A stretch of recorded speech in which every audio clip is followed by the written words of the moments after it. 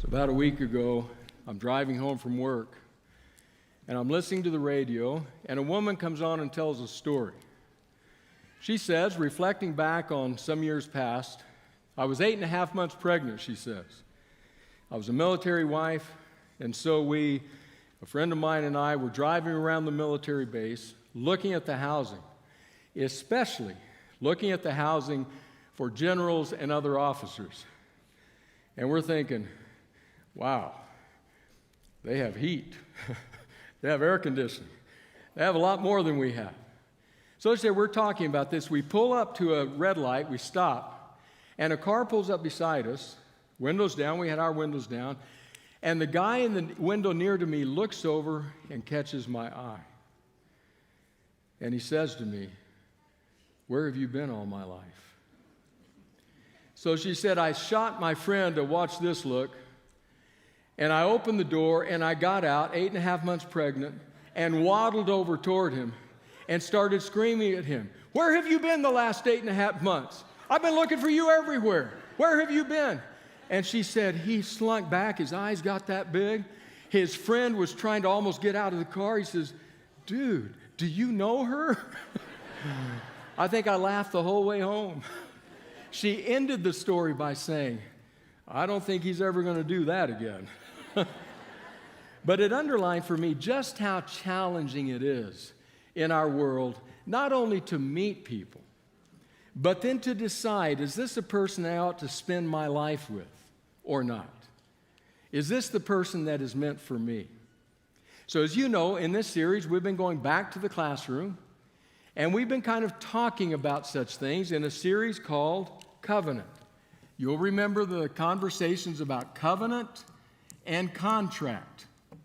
You'll also remember, maybe, that when we talked about this a few weeks ago, I suggested to you that when it comes to a dating relationship, it should remain contractual for a period of time as you assess the health of the relationship.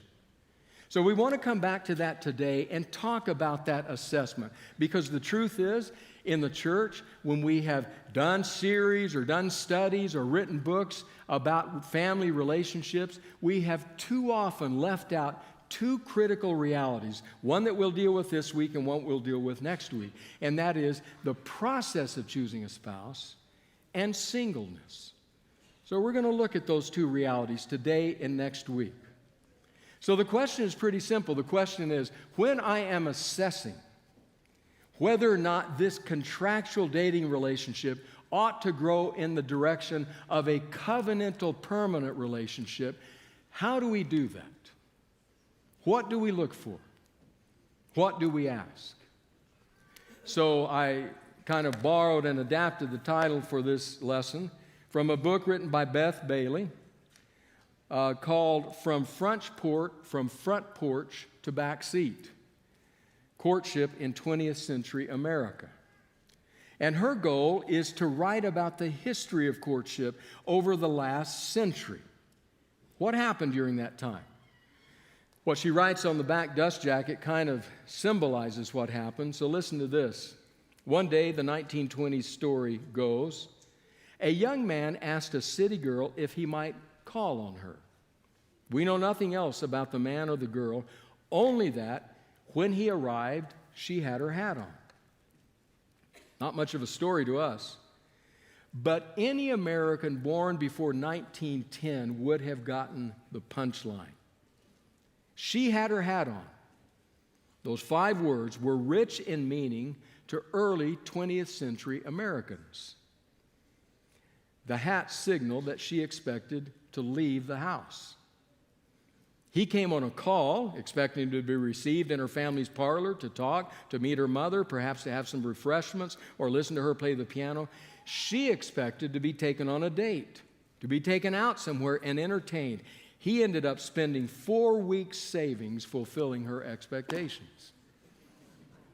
It's a curious story that reflects some of the differing expectations and understandings, and also reflects how far we've come from that.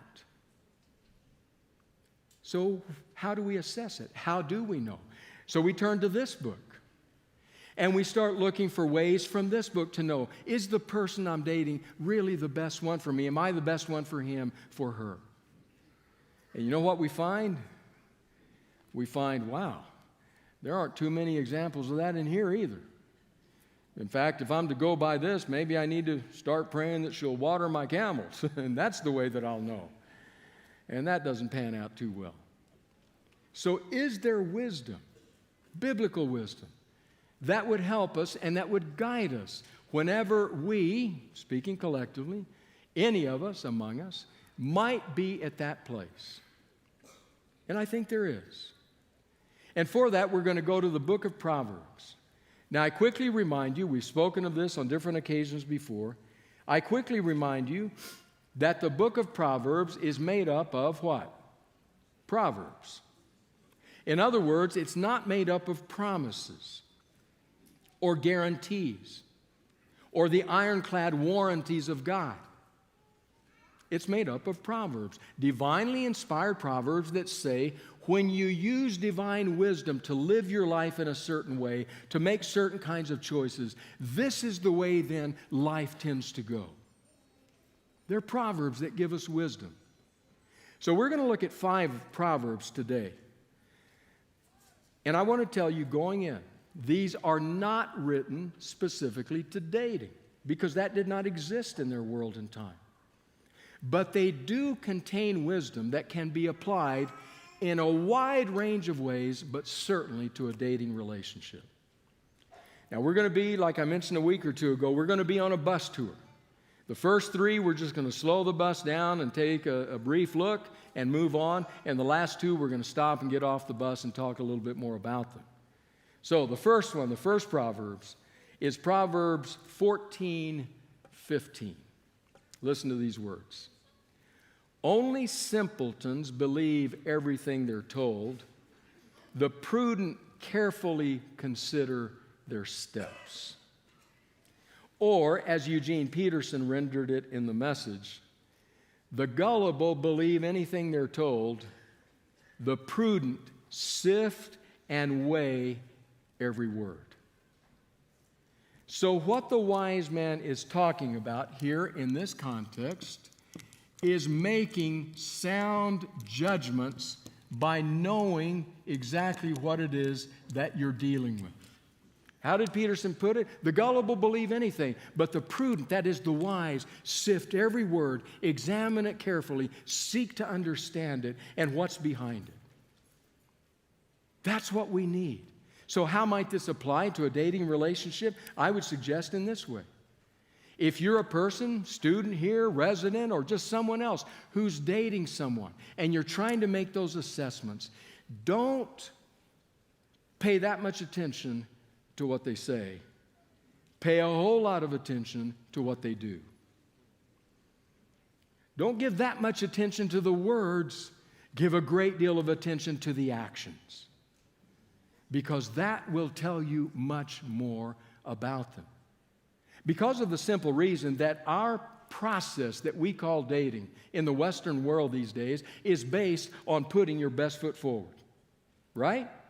You want to look the best, be the most attractive, all the rest. I'm not saying there's something necessarily wrong with that. What I am saying is you can't fully trust that to make a lifelong decision. So instead of just listening to what they're saying, watch what they do. That will tell you much more.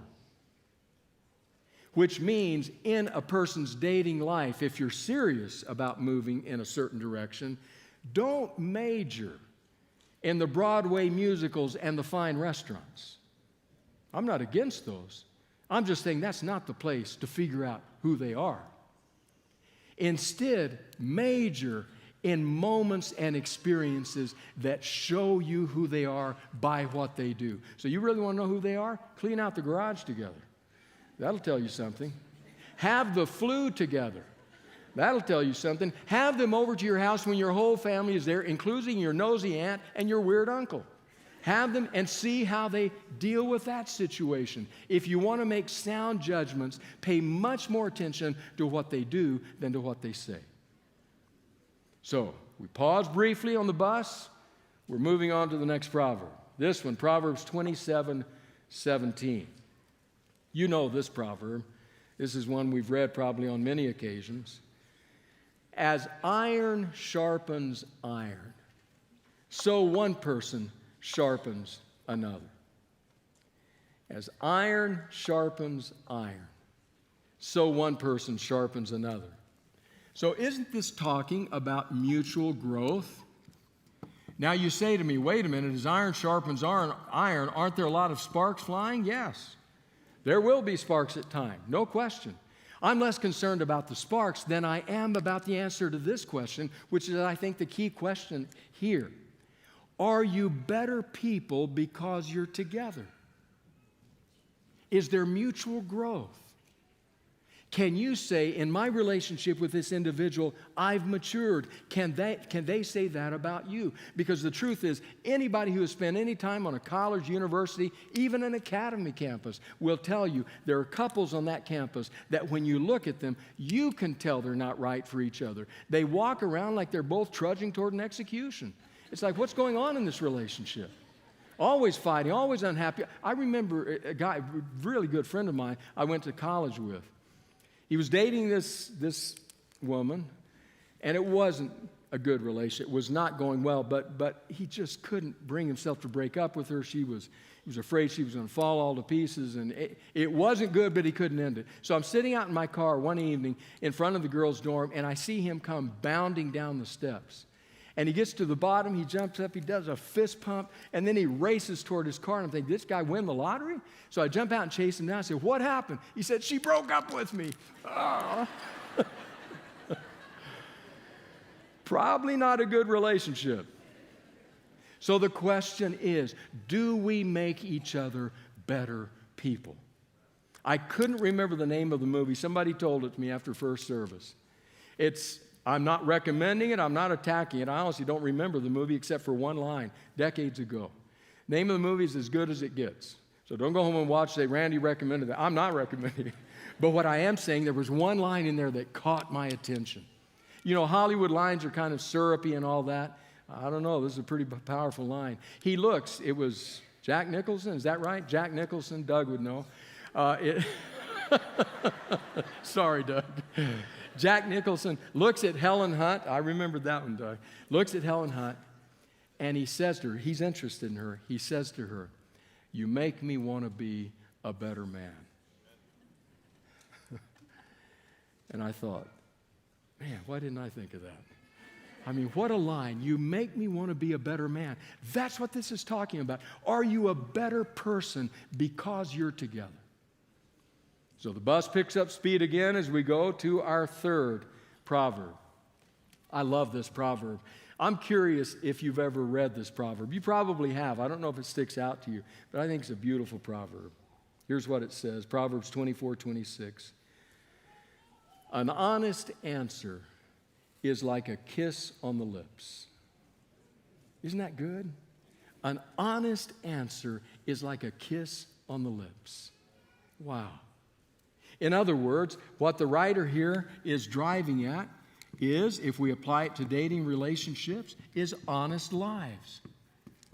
In other words, are you able to speak the truth in your relationship? To be honest about who you are. Remember that simple principle. We feel love to the degree to which we are known. If we are not known, even when a person says, I love you, we in our minds are thinking, yes, but if you knew blank, fill in the blank, then would you say that? We feel love to the degree that we are known. So if we are honest, if we're able to be real and true about who we are, that's the fertile soil in which love can truly take root and grow. An honest answer is like a kiss on the lips. I can tell you, with my beloved Anita, when we were dating, the point at which I began to think this definitely has a future, if by the grace and mercy of God, she's thinking the same thing. And it was when I began to open up to her in a way I'd never opened up to anyone else. Not a friend, not anyone I had dated in the past, but truly saying, this is who I am. And then waiting. And she didn't run screaming from the room. Instead, she embraced me. And I think it was at that moment that I said, okay, this, I hope, has a future, a permanent future. Because there's something about that kind of candor and honesty when it is reciprocated with love that cannot be matched.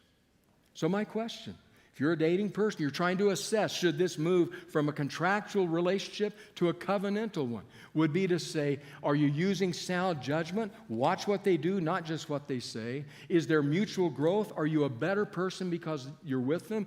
Honest lives? Are you able to be truthful and still grow together? Now, the bus is moving on to 2 more Proverbs, but this time we'll stop just a little bit. The 4th one, Proverbs 14:30. This is from the Message paraphrase of the Bible. A sound mind makes for a robust body. Okay, so Solomon, or the writer here, is talking about the mind-body connection, something we would talk about much, much more in our day and time. But he's talking about it very well. A sound mind makes for a robust body, but runaway emotions corrode the bones. Runaway emotions corrode the bones. So it seems to me that what he's driving at is we want to have balanced emotions, certainly in our lives as a whole, but in this case, more specifically, in dating. Balanced emotions. Because if the emotions get out of whack, it will, in that lingo, corrode the bones. It will damage what it is supposed to strengthen. So I want to use a model that's been around a while to talk about this one. It was originally developed by Robert Sternberg. It's been called the triangular theory of love.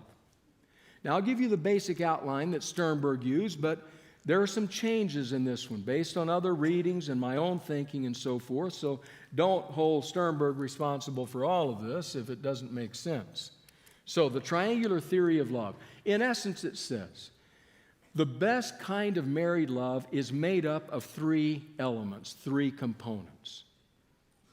Now, if we know that, then does it not stand to reason then when I am moving toward a potential marriage, I ought to be asking, are these 3 elements present in the relationship? Are they there in a balanced way?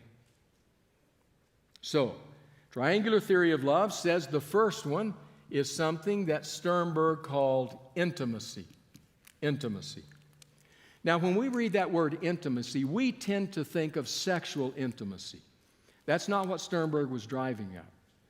In this case, what he's driving at is emotional intimacy, friendship intimacy.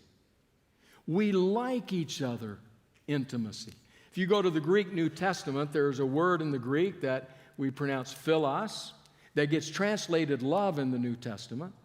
And it describes this quality, this caliber of relationship. We like each other. Now just think about your platonic friends, how you make them and how the friendship is characterized.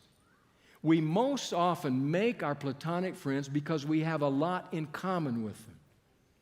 We work at the same place, we live in the same neighborhood, we go to the same church, we like the same sports, all kinds of things that tend to line up because we're similar in those ways. However, when it comes to love interest, that's not always the case. You know the quintessential scene. He looks and sees her across a crowded room, their eyes lock, and they just know. That's a formula for disaster. But that's how it tends to happen. Sternberg is saying these 2 people are friends. They like each other. I thought over the years at weddings, when we read the vows and they say, I do and I do, making a commitment to love this person for the remainder of their lives, that's a good thing. I understand that.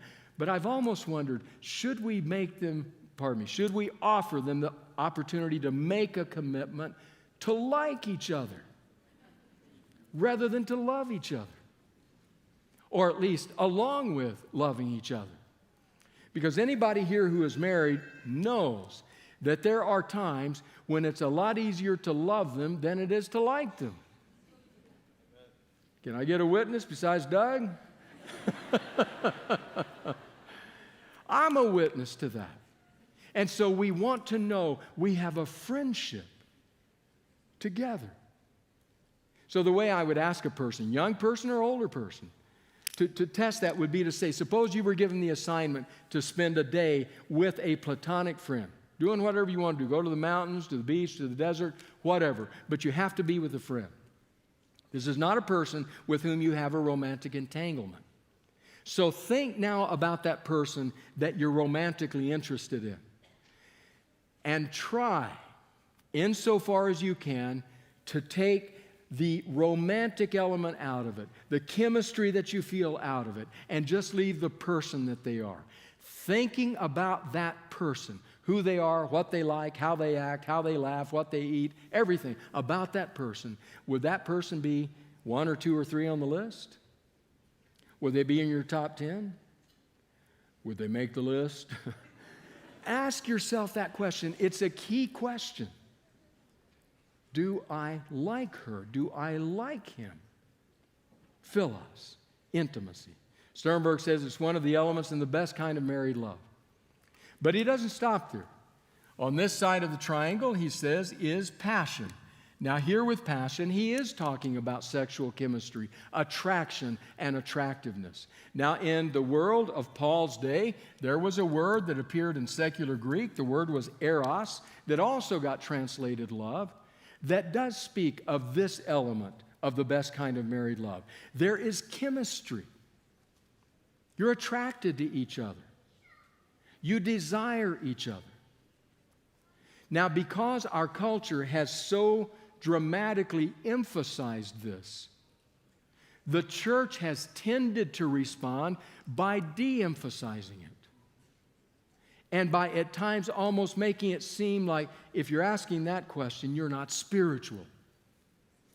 This was communicated to me and to my generation, I think, in our growing up years, when the church had primarily one thing to say about sex, and it could be summarized in one word, and that word was don't. Don't. Don't think about it. Don't talk about it. Don't do it. Don't. It didn't work. But it did send a message that says something is wrong if you have that kind of desire. Something is not wrong. That's how God created us. In fact, some of you will remember this a few years ago, camp meeting. I did a series on the Song of Solomon, Song of Songs. You remember that? I cannot tell you how many times in that series, as I was preparing for the sermon that week, I thought, what in the world got into me to preach on this book? This is unbelievable. Because as I'm trying to sort through all the metaphors and the images, you know, when you read them just straight out of the Bible, it doesn't seem like that big a deal. I mean, if you try that on your loved one, it doesn't even work. You know, husband, go home and say to your wife, your hair is like a flock of goats coming down Mount Gilead. And she's like, no, that's a compliment. It's right here in the Bible. It's in the text. It doesn't translate. It doesn't go well. But when I started studying it and started getting through the metaphors, I thought, oh my goodness, I can't see that. Okay, how about that? Oh, I can't preach on that. Okay, what about, and pretty soon I'm saying, what possessed me to preach on this? Because it's a book that underlines the importance of this facet of humanity in our intimate, lifelong relationships. The fact that he had 999 other wives, don't think about that part. Just put that out of the way and think about this one. It's just you and me, baby, and this candle. Don't think about those others back there. But he had good wisdom. In fact, some scholars think that Solomon wrote the Song of Songs at the end of his life, reflecting back on what love could have been. And in that sense, it's a powerful statement about the presence of passion, attraction. So again, balanced. So think about it this way. Let's say, this is just an illustration, and this is a more generous illustration than some of the literature would indicate, but let's say that you're married and you and your husband, you and your wife, spend 2 hours a week, 2 full hours in lovemaking. Some of you are thinking, oh, God, please. Thinking, wow, okay? That's more generous than the literature quite significantly would indicate, but let's just say that, okay? 2 hours. You have exactly 166 other hours to be with that person and decide, do I like you? Think about that. Now you say, well, a third of that's sleeping, all right. A third of that's at work, all right. But you still got several dozen hours in which you're going to be together, and this is not a part of it. So keep it in balance.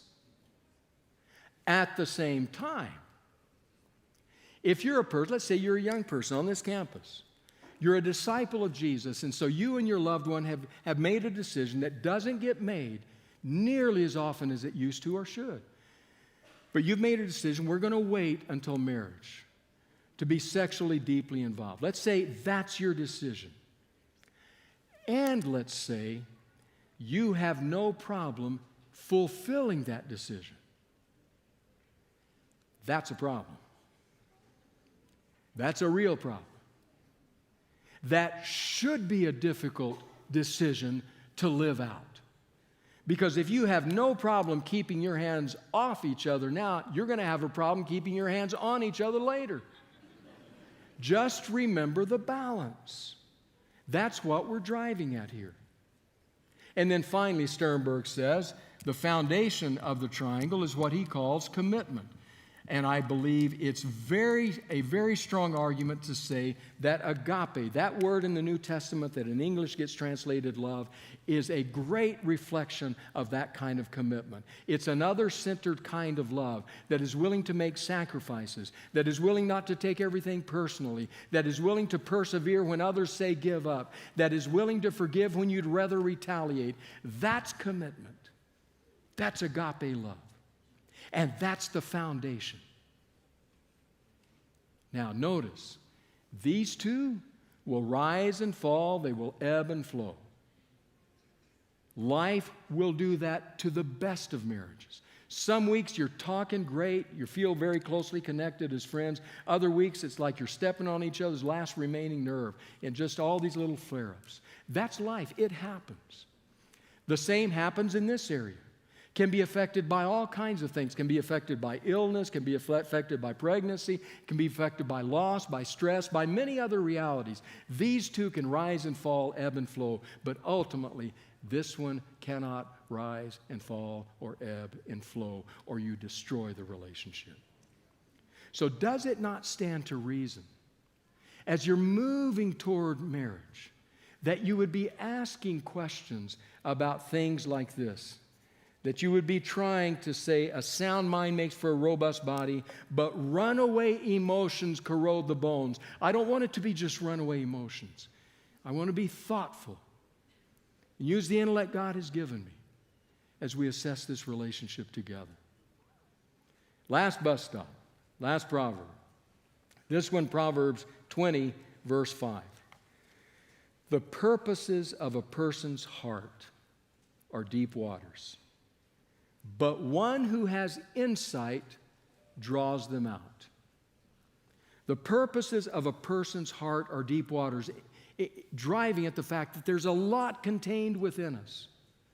There's a great deal there that's not going to be readily available on the surface. But the wise person, the one with insight, will draw that out. The same is true in a relationship of dating or courtship, as you seek to draw out what is in the other's heart and life and experience. And friends, that takes time. That does not happen quickly. So we're talking here about measured progress. I would say in general terms, obviously there are exceptions to this, but in general terms, time is your friend. I've on occasion been approached by a couple where one is really trying to push forward, is in a hurry, and the other is saying, wait, I'm not quite comfortable yet. That's a warning sign. Measured progress. How long do you take? Now, Don't ask me how long Anita and I took, because that's none of your business. No, the truth is, our first date was right around Valentine's Day of one year, and we married end of April of the next year. That's fairly quick. But I would still, in fact, do you know that Anita and I did not do premarital counseling? Did not do that. And that's part of why I believe in it so deeply now. We did postmarital counseling, probably within 6 months of getting married. We got into a counseling relationship, and we're in it for an extended period of time. I was trying to teach her, and the counselor and she were changing me, which is what needed to be changed. Measured progress. It takes time. I remember when I was leading grief recovery groups up at the medical center, one of our afternoon groups were usually made up of an older population who didn't want to get out at night. So one of these groups was a woman named Ruby, precious woman. Lost her husband, was really struggling. So Anita and I, you remember Ruby? Anita and I went and saw her on different occasions, visited her, and tried to console her and encourage her along the way. And then one day she called me. She said, "Randy, I met a man." I was like, "Wow, really, Ruby?" She said, "Yeah." "Well, that's great. Hope it goes well. Take your time, get to know him, and so forth." She called me a couple of days later. She said, "Randy, we're getting married." I said, "What? You're getting married? What are you talking about? You just met him." She said, "Randy, I'm 85.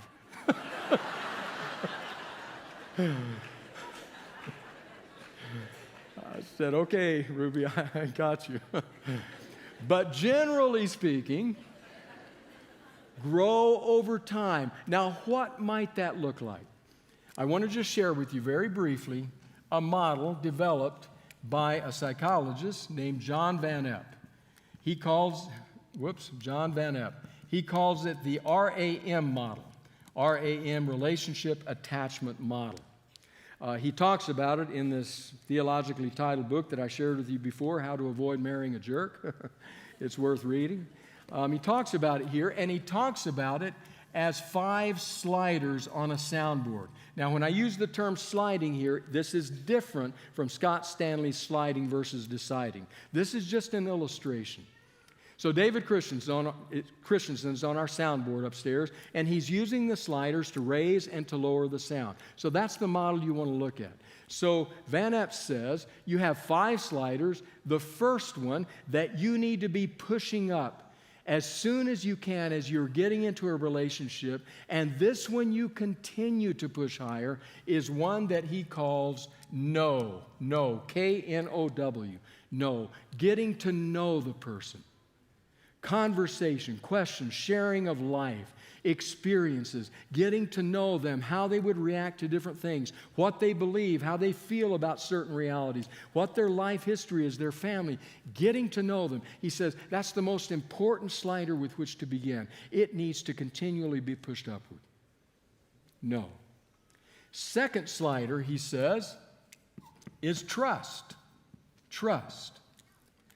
It's quite amazing how many people, bright, articulate, intelligent people, will place trust in someone they hardly know. It's amazing how we somehow shift from knowing these things in our professional life and making these unwise decisions in our personal life. So what Van Epp's argument is, you have to know the person before you begin to place trust in the person. Always keep the knowing ahead of the trusting. But the trusting needs to grow. You need to begin to slide the slider further and further up. And the way you can do that is when you see trustworthy behavior. Trustworthy behavior elicits trust, but it takes time to see trustworthy behavior. Again, we're talking about measured progress here, drawing out the insights of the heart and soul, as the proverb said. So you know, and then you trust. The third slider, says Van Epp, is one that he calls rely. Rely. I come to rely on that person. Now, we're not talking really here about relying on them when they say, "I'll meet you at 5 o'clock," although that is an important reality to know. But that's not the reliance that we're talking about here. What Van Epp is talking about is a reliance that says, I know this person well enough, I trust them deeply enough that I can rely on them to be there in the realities, the difficult moments, the alarm moments of my life. I can rely on them, trust my emotional life, my quandaries, my questions with them. I can rely on them. They're not going to make fun of me. They're not going to walk away from me. I can rely on them to be in this relationship and be connected. Now, you know them. Because of that, you come to trust them. Because of that, you've begun to rely on them. And now comes what Van Epp calls commit. Commit. Now you begin to more naturally commit to them. Because this is someone you know, you trust, you rely on, the commitment that we've talked about over here becomes a more natural outgrowth of that which you have already been experiencing. The commitment deepens. The commitment grows. You begin to decide about long-term permanent commitment. And then finally comes Van Epp's last slider, which he calls touch. Touch. And by touch, he means sexual touch. So notice, in a book written by a committed Christian, but written to a secular audience, Van Epp is trying to underline the fact that we as humans, in terms of the connections we make, the relationships we build, have a certain pattern that dramatically increases the likelihood of this being a healthy, long-term relationship. And the way that happens, says Van Epp, is you never let the slider to the right go higher than the one immediately to its left. You always know them better than you trust them.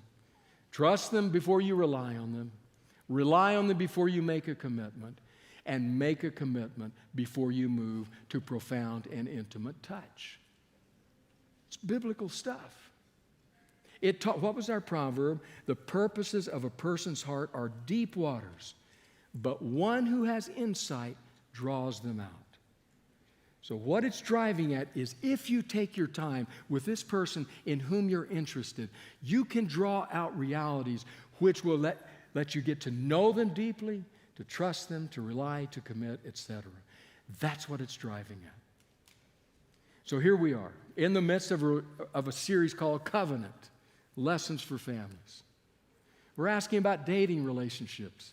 As I look out across this audience, I realize you're all at a dating age. So you'll understand. That was supposed to be a joke. But anyway. But you know people who are dating. And some of you are, maybe more than we realize, because when we look at next week, when we look at the percentage of single people and how much it has grown, it's staggering. And we're asking, what is a wise way to assess? Do I move from contract to covenant? Well, sound judgment, watch what they do more than listen to what they say. Mutual growth, do we make each other better? Honest lives, are we able to speak the truth to each other and grow together? Balanced emotions, are we willing and able to make whole life decisions? And finally, measured progress. Are we developing the relationship in the most emotionally, psychologically, relationally healthy way?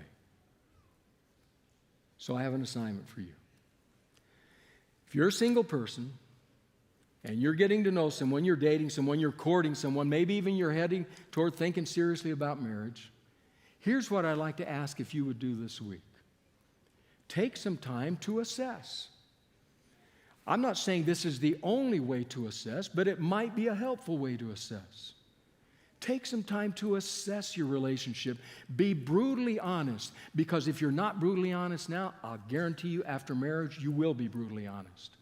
Better to do it now about where your relationship stands and where it can grow. That's if you're single, if you're dating. And if you're a married person, I have an assignment for you. I want you to address this particular part of Van Epp's model, the knowing part. What I'd like to ask you to do is go home with your beloved and ask them to share something deep in their soul, some desire, some yearning, some hope that they've never shared with you before. I'm not talking about deep, dark past secrets. That's not what I'm driving at. I'm driving at something that is meaningful to you and that you wish for, but you've just never had the courage to articulate. Ask your beloved to share that with you. You know what the truth is? The truth is that Jesus loves you, Jesus loves me with an everlasting love. Jesus loves that person in whom you're interested or to whom you are married with an everlasting love.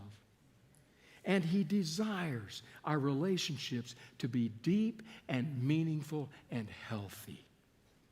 That's why we have things like the Proverbs that give us wisdom for living. So go home under His grace, through His Spirit, and with His mercy. Assess, ask, listen, and enjoy the ride. Gracious God, thank you. From the bottom of our hearts and souls, thank you. In Jesus' name. And all God's people said, Amen. Amen.